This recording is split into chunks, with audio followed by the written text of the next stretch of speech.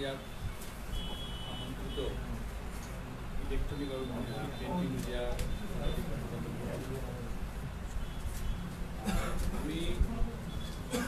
সৰ্বভাৰতীয় সংযুক্ত গণতান্ত্ৰিক মৰ্চাৰ লোকসভা নিৰ্বাচনৰ কাৰণে আজি আমাৰ বিশেষ ঘোষণা আছে। আপোনালোকে নিশ্চয় অৱগত হৈছে, যদিও আমি প্ৰেছ মিটৰ জৰিয়তে আপোনালোকক জনোৱা নাই, কিন্তু আপোনালোকে অৱগত হৈছে যে আমি 3টা লোকসভাৰ কাৰণে প্ৰাৰ্থিত্ব অলৰেডি ঘোষণা কৰিছোঁ। আমি আজি আকৌ সেইখিনি কথাকে ক'বৰ কাৰণে বা আমাৰ দলৰ চূড়ান্ত সিদ্ধান্ত দিবৰ কাৰণে যে আমি একত্ৰিত হৈছোঁ। বেচিকেলি আমি দেখিছোঁ যে অসমত বৰ্তমান আমাৰ সিদ্ধান্ত হৈছে আমি 3খন আসনতে আমাৰ দলে এইবাৰ প্ৰতিদ্বন্দ্বিতা আগবঢ়াব। এই 3টা আসন হ'ল ধুবুৰী, বৰপেটা আৰু কৰিমগঞ্জ। অলৰেডি আপোনালোকে গম পাইছে যে বৰপেটা ধুবুৰীৰ কাৰণে মৌলানা বদৰুদ্দিন আজমল চাহাব মানে সভাপতি দলৰ, বৰপেটাৰ কাৰণে ডক্টৰ হাফিজ ৰফিকুল ইছলাম চাহাব আমাৰ দলৰ সাধাৰণ সম্পাদক প্ৰাক্তন বিধায়ক জুনিয়ৰ সমষ্টি, আৰু কৰিমগঞ্জৰ কাৰণে আমাৰ সাংসদ ৰাধেশ্যাম বিশ্বাস আমি তিনিজনৰ প্ৰাৰ্থিত্ব ঘোষণা কৰিছোঁ। আৰু দলে সিদ্ধান্ত লৈছে, সাম্প্ৰতিক অসমৰ পৰিস্থিতিৰ ওপৰত চিন্তা কৰি দলে এটা স্পষ্ট সিদ্ধান্ত লৈছে যে আমি দেখিছোঁ চিটিজেনশ্বিপ এমেণ্ডমেণ্ট বিলৰ ক্ষেত্ৰত বিজেপিৰ যি ভূমিকা, অসম আৰু অসমীয়া বিৰোধী, অসমৰ সংস্কৃতি, অসমৰ মাধ্যম, অসমৰ ভাষা বিৰোধী যি স্থিতি, এই স্থিতিত আমি দেখা পাইছোঁ যে আজি আমি চেষ্টা কৰিছোঁ, আমাৰ দলে চেষ্টা কৰিছিল যে এটা বিজেপি বিৰোধী এটা মঞ্চ যদি হয়, এটা যদি এলায়েন্স যদি এটা হয়, তাৰ কাৰণে আমি অপেক্ষা কৰিছিলোঁ। কিন্তু দেখিছোঁ এজিপি নিৰ্লজ্জভাৱে বিজেপিৰ ওচৰত যে আত্মসমৰ্পণ, অসমীয়া জাতিৰ প্ৰতি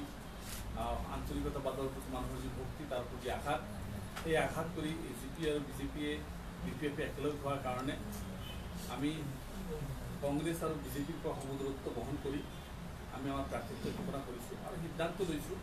যে আমি এই 3টাতে আমি কনফাইন কৰিম, আমি বেলেগত চিট নিদিম। তাত এটাই কাৰণ যে আমি দেখিছোঁ যে বিজেপিৰ যি কৰাপশ্যন, বিজেপিৰ যি ধৰণৰ কমিটমেণ্ট ফেইল কৰিছে, আপোনালোকে মই দীঘলীয়া ফালে বহুত দীঘলীয়া হ'ব। আজি চাকৰি বাকৰিৰ ক্ষেত্ৰতে হওক, কলা ধনৰ ক্ষেত্ৰতে হওক, ডিমনিটেশ্যন বা GSTৰ ক্ষেত্ৰতে হওক, বা বিভিন্ন ক্ষেত্ৰত তেখেতসকলৰ যিটো কমিটমেণ্ট আছে, ৰাষ্ট্ৰীয় যিটো কমিটমেণ্ট আছিল, কমিটমেণ্ট টোটেলি বিজেপি ফেইল কৰিছে। আৰু আমি দেখিছোঁ এই বিজেপি চৰকাৰ অসমৰ আজি আমাৰ তৈল ক্ষেত্ৰত তেখেতসকলে বিক্ৰী কৰি দিলে, অসমৰ ভূমি বাংলাদেশক দিলে, অসমৰ ভাষা সংস্কৃতি ৰক্ষাৰ স্বাৰ্থে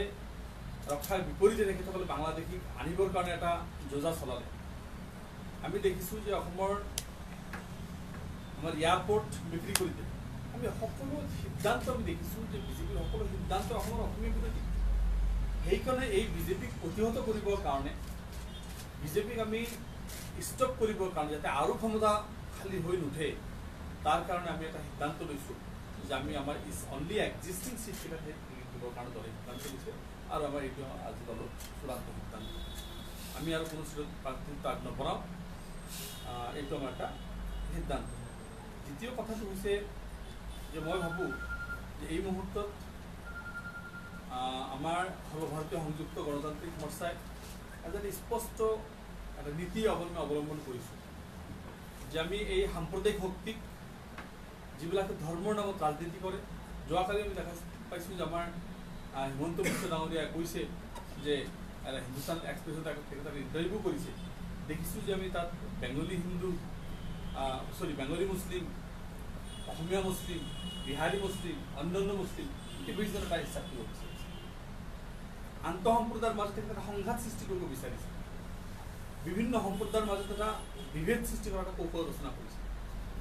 এনেকুৱা এটা অৱস্থাত এই বিজেপিক আমি আৰু কেতিয়াও ক্ষমতা ৰাখিব দিব নোৱাৰোঁ। এই বিজেপিয়ে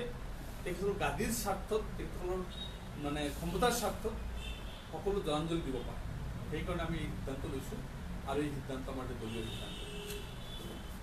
দ্বিতীয় এটা পইণ্টৰ কাৰণে মই ক'ম, আমাৰ জেনেৰেল ছেক্ৰেটাৰী বৰবিনা চাহাব আমাৰ মাজত আছে, তেখেতে বাকী এটা পইণ্টৰ বিজেপি কৰি ল'ব নেকি আমি আচ্ছা 3টা সিটত খেলিব সেই 3টা সিটত বেলেগ আপুনি কৈছে যে মঞ্চ হ'ব লাগে বিজেপি বিৰোধী মঞ্চ আহ্বান জনাব নেকি যে কংগ্ৰেছক তাত কেণ্ডিডেট দিব নালাগে বা সহযোগিতা আহ্বান জনাব নেকি আসলে আমার কংগ্রেসের আমার কোনো সম্পর্ক নাই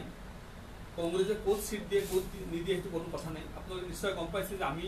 আমার সিট দিয়ার আগতে আমার এক্সিস্টিং সিট কংগ্রেসে করিমগঞ্জে ডিক্লেয়ার কৰিছে অলৰেডি কৰি দিলে আৰু ইটস ক্লিয়াৰলি মানে ক্লিয়াৰ হৈ গ'ল যে দেখেন আমাৰ লগত নাই আৰু এনেকুৱা নেকি যে ভোটটো বিভাজন নহয় ভোটটো কংগ্ৰেছলৈ যাওক এইটোৱে অংক আপোনালোকৰ কোনটো আপোনালোকে কেণ্ডিডেট বেলেগত নিদি মানে ভোটটো যাতে ডিভিয়েট নহয় সেইটোৱে অংক আপোনালোকৰ বিচাৰিছে প্রশ্নটা সেইটো নহয় প্রশ্নটা হৈছে যে আমি আমার যিখিনি শক্তি আমার সেই 3টা ঠাইত আমার যেহেতু এক্সিস্টিং আছে আমি সেইকেইটাত কনফাইন কৰিব বিচাৰিছোঁ এৰিয়া দুৰ্বল হৈছে আগত কৰি আমি সেই কথা কোৱা নাই আমি যোৱাবাৰ আমি 7টা দিছিলোঁ সেইটো মোৰ দলীয় সিদ্ধান্ত আছিল এটা মোৰ দলীয় সিদ্ধান্ত আছিল আমি যদি সিট বেছিকৈ দিওঁ কংগ্ৰেছে ক'ব যে আমি বিজেপিৰ পৰা পইচা লৈ দিছোঁ আকৌ যদি আমি আমাৰ কমকৈ দিছোঁ তেতিয়া বিজেপিয়ে ক'ব যে আমি কংগ্ৰেছৰ পৰা পইচা লৈ দিছোঁ এইটো এটা এইটো পলিটিকেলি বোকাচুটীয়া খেল থাকেই এনেকুৱা কি ডেভেলপমেণ্ট হ'ল এইকেইদিনত এইটো আগৰ পৰা চলি আছে 16 আপোনালোকে এগেইনষ্ট আছিলে 14 আছিলে ৰিচেণ্ট কিবা হ'লে কথা বতৰা হৈছে হাইকমাণ্ডে কালি ভুৱনেশ্বৰৰ কলিতাই কৈছে যে কথা বতৰা চলি আছে কংগ্ৰেছ হাইকমাণ্ডে বিবেচনা কৰি আছে বুজাবুজি ফাইনেল হোৱা নাই এইকেইদিনত কি ডেভেলপমেণ্ট হ'ল যে আপোনালোকে 3টা সিটহে এইটো বহুত ডাঙৰ ডেভেলপমেণ্ট 14টা সিটৰ মাত্ৰ 3টাহে দিব কি হ'ল এইকেইটা দিনত এটা কথা স্পষ্ট হৈছে এইখিনিত আমি আমাৰ কথা বতৰা চলি থকা পৰি বিভিন্নজনে বিভিন্নভাৱে কৈছে বিভিন্নজনে বক্তাৰ মুখত আমি শুনিছোঁ কিন্তু কুৱেশ্যনটো যদি এটা হ'লহেঁতেন তেতিয়া হয়তো ক্লিয়াৰ হ'লহেঁতেন যে আমাৰ তেতিয়া তেখেতসকলে দিয়া নাই আমি ক'ৰবাত দিছোঁ এইটো কথা থাকিলেহেঁতেন কিন্তু আমাৰ কথা স্পষ্ট হৈছে যে আমি আমাৰ য'ত এক্সিষ্টিং আছে দলৰ সিদ্ধান্ত হৈছে যে এক্সিষ্টিং চিটকেইটাত আমি লৰিম বাকী জেগাত আমি গোটেই স্কেটাৰ্ড কৰি গোটেই অসমত আমাৰ শক্তি নগণ্য শক্তি এইখিনি গোটেই অসমত স্কেটাৰ্ড কৰি আমি আগৰ 3টা লুজ কৰিব বিচৰা নাই আমি আগৰ ক্ষেত্ৰত আমি থাকিম কংগ্ৰেছে ক'ত দিব কাক দিব কেনেকৈ দিব এইটো আমাৰ কংগ্ৰেছৰ আমাৰ কোনো ধৰণৰ এলায়েন্স নাই কোনো ধৰণৰ বুজাবুজি কিন্তু ভূমিকা থাকিব বাকী সিটে যদিও কেণ্ডিডেট নাই আপোনালোকৰতো নিশ্চয় প্ৰতিটো সমষ্টিতে এটা ভোটাৰ আছে সেইটো কি হ'ব সেইটো কি কৰিব এইটো বিবেক ভোট য'ত যায় বিবেক ভোটৰ কাৰণে তেখেতসকলে দিব য'ত ভাল পায় যে প্ৰাৰ্থী হিচাপত দিব তেখেতক বাছি যিটো প্ৰাৰ্থী ভাল পায় বেলেগ কিবা আহ্বান জনাব নেকি ভোটাৰক আমি এই মুহূৰ্তত কোনো আহ্বান সিদ্ধান্ত লোৱা নাই দুদিন আগতে ৰাজমোহন ডাঙৰীয়াই কৈছিলে যে আপোনালোকৰ কেণ্ডিডেটবিলাক চব ৰেডি আছে সমষ্টিয়ে জাষ্ট মানে নমিনেশ্যনখন দিব বা তেওঁলোকে সাজু আছে প্ৰাৰ্থীবিলাক সময়ৰ ভিতৰত কি ডেভেলপমেণ্ট হ'ল যে এইটো আজিলৈকে আৰু এটা কুৱেশ্যন এতিয়ালৈকে কিন্তু আপুনি কৈছে কৰিমগঞ্জত দিছে কিন্তু বৰপেটা আৰু ধুবুৰী এতিয়ালৈকে কংগ্ৰেছে ডিক্লেয়াৰ কৰা নাই এই ধৰণৰ কিবা আছে নেকি কোনো ধৰণৰ সমীকৰণ নাই কংগ্ৰেছে কাক দিব কেনেকৈ দিব কোনটো প্ৰাৰ্থী দিব তেখেতসকলৰ ডিচিশ্যন তেখেতসকলৰ পাৰ্টি তেখেতসকলৰ ডিচিশ্যন ল'ব আমার পার্টি আমার কোর কমিটি আমার পার্টি সিদ্ধান্ত লৈছে ক্লিয়ারলি যে আমি অকল 3টা সিটত ধরিম এইটো আমার কোর কমিটি যোৱাৰ ৰাতি ফাইনেল মানে বুজাবুজি ইণ্টাৰনেট আমাৰ কোনো ধৰণৰ বুজাবুজি যাব বিচৰা নাই কোনো বুজাবুজি নাই আৰু এটা কথা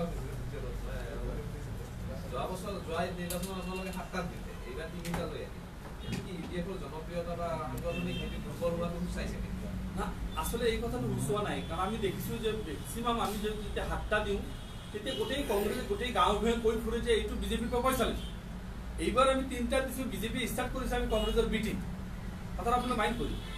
আমি কাৰো এটিম বিটিম নহয় আমি কাৰো মানে কাৰো আমাৰ এলায়েন্সৰ কথা নাই আমি আমাৰ শক্তিত আমি কনফাইন কৰিছোঁ আমাৰ দলৰ সিদ্ধান্ত চূড়ান্ত সিদ্ধান্ত 3টাত আমি লৰিম দেখাই আজি কংগ্ৰেছে ডিচিশ্যন ল'ব লাগিব যে তেওঁলোকে বিজেপিৰ লগত ফাইট কৰিব না এএলবিৰ লগত ফাইট কৰিব আমিতো অলৰেডি ডিচিশ্যন লৈছোঁ আমাৰ পাৰ্টিৰ সিদ্ধান্ত যে আমি ফাইট কৰিম বিজেপিৰ লগত বা বিজেপিক প্ৰটেকশ্যনৰ কাৰণে যি যি কৰিব লাগে আমি কৰিম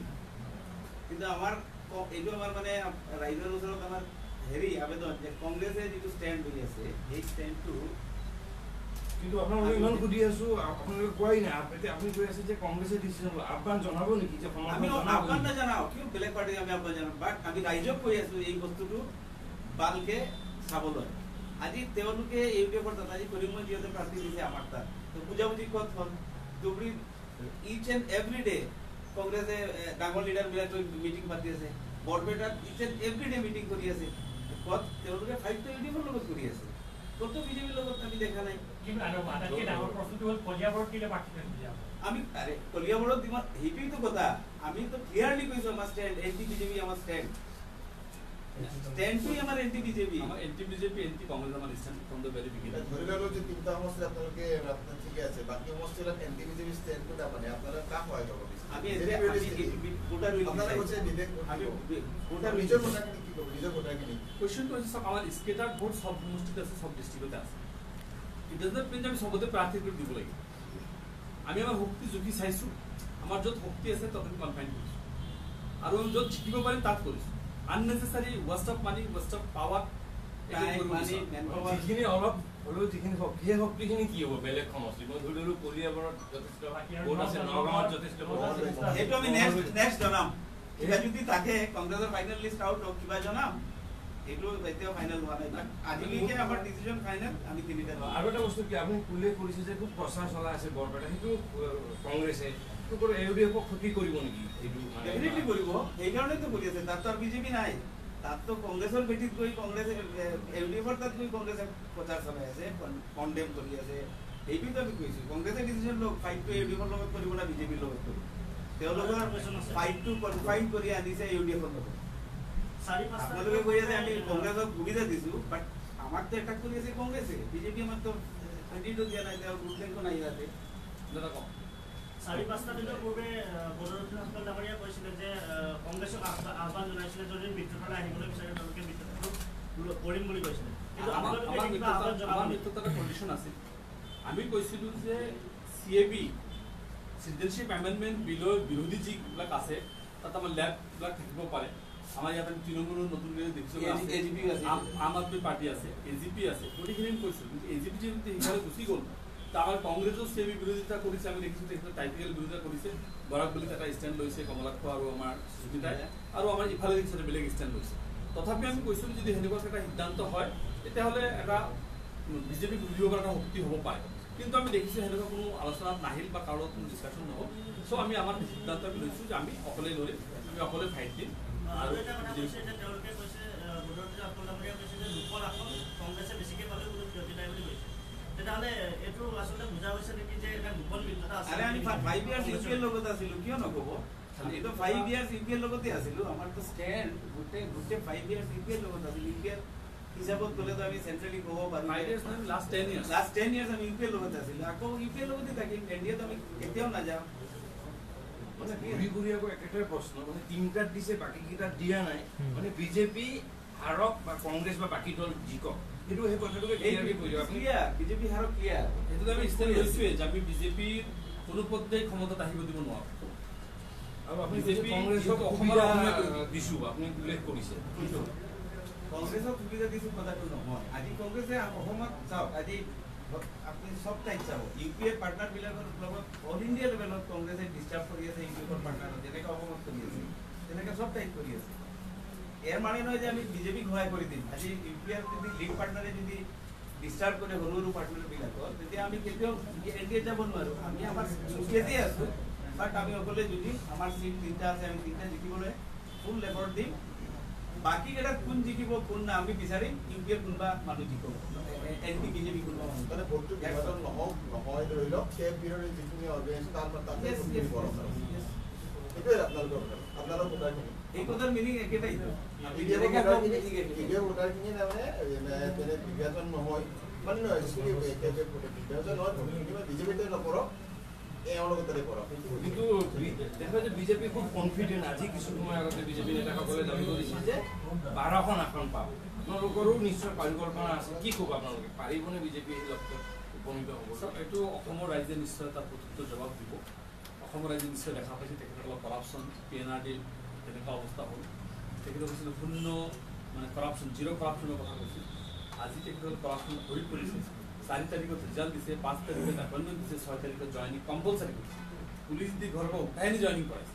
এনেকুৱা ধৰণৰ কৰাপশ্যন অসমত আজিলৈকে কেতিয়াও হোৱা চিণ্ডিকেট তো চিণ্ডিকেট ৰাজটো চলা নাই বুলি কৈছে এতিয়া চব চলি আছে অপেন চলি আছে আজি এই কৰাপশ্যনৰ কথাটো আমি দেখিছোঁ যে মাৰাত্মকভাৱে কৰাপশ্যন হৈছে আৰু অসমৰ নদী বান্ধৰ পৰা আৰম্ভ কৰি তৈল ক্ষেত্ৰৰ পৰা আৰম্ভ কৰি আমাৰ এয়াৰপৰ্টৰ পৰা আৰম্ভ কৰি গোটেইখিনি তেখেতসকলে পাব্লিক ছেক্টৰত দি আছে ইলেক্ট্ৰিচিটিৰ পৰা আৰম্ভ কৰি এই যে ছিষ্টেমটো যে চলি আছে অসমটো আৰু ধ্বংসৰ কৰালৈ গৈ আছে বিজেপি নেতৃত্বত এইটো ষ্টপ থেংক ইউ